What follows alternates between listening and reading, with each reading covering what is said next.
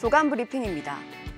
한국경제신문은 글로벌 투자은행들이 중국의 올해 경제 성장률 전망치를 줄줄이 낮춰잡았다고 보도했습니다. 현지 시간 15일 블룸버그에 따르면 이날 JP모건 체이스는 올해 중국의 국내 총생산 GDP 성장률 전망치를 6.4%에서 4.8%로 낮췄습니다. 바클레이즈 역시 올해 중국의 성장률 전망치를 4.9%에서 4.5%로 하향 조정했습니다. 이는 중국 경제에 대한 위기론이 반영된 결과입니다. 전날 발표된 중국의 7월 소매 판매와 산업 생산은 시장의 전망치를 밑돌았습니다. 이에 중국의 중앙은행인 인민은행은 역레포, 즉 역판매 조건부 채권을 통해 시장에 2,970억 위안, 우리 돈 약 51조 원의 현금을 투입하고 전날 역레포 금리를 0.1%포인트 인하했지만 시장이 안정될지는 미지수입니다.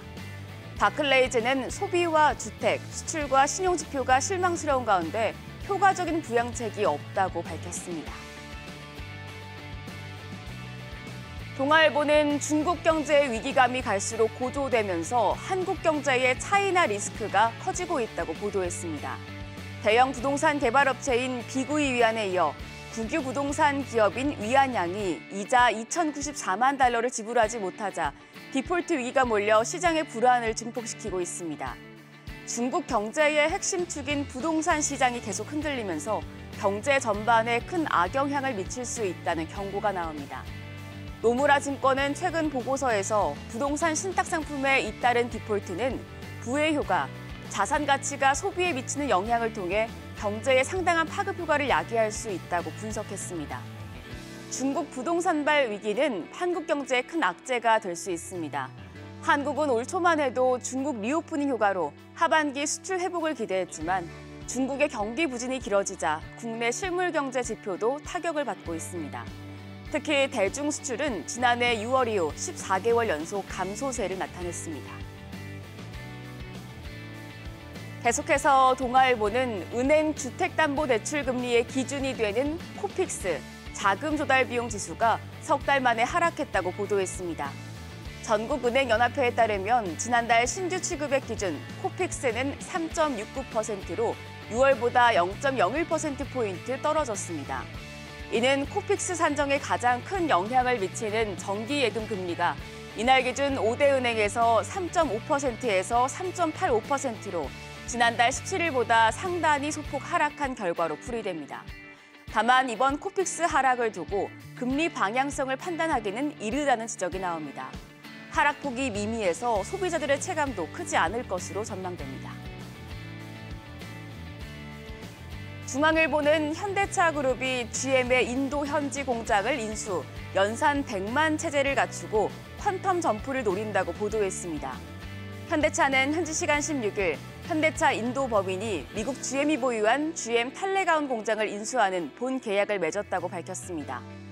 1996년 인도 시장에 진출한 현대차가 외국 완성차 업체의 생산 설비를 인수한 첫 사례로 올해 안에 관련 절차를 마무리한다는 계획입니다. 현대차는 탈레가운 공장에서 2025년부터 연 13만 대의 현지 맞춤형 차종을 생산할 계획이며 기존 타밀나두주 첸나이에 있는 공장에는 전기차 라인을 증설하겠다는 방침도 세워뒀습니다. 인도에서는 지난해 476만 대의 신차가 팔렸고 이 중 현대차와 기아의 지난해 판매 대수를 합치면 총 80만 7,107대로 사상 최대치였는데요. 시장에서는 이번 현대차의 탈레가온 공장 인수에 대해 급성장하는 인도 시장을 파고들 전략적인 카드라고 풀이했습니다.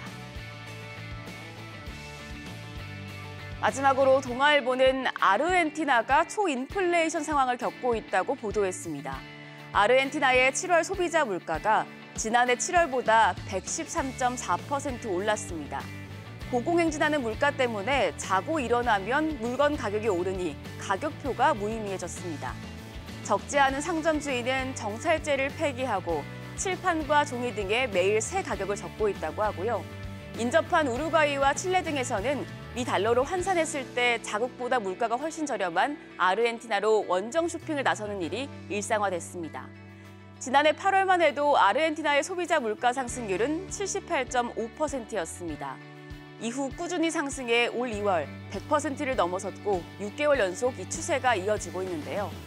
좌파 정권의 무상복지와 경제 실책에 따른 고피 풀린 물가로 씨름해온 아르헨티나가 10월 대선을 앞두고 극우 성향 후보의 급부상으로 정치적인 불확실성까지 더해진 영향입니다. 지금까지 조간 브리핑이었습니다.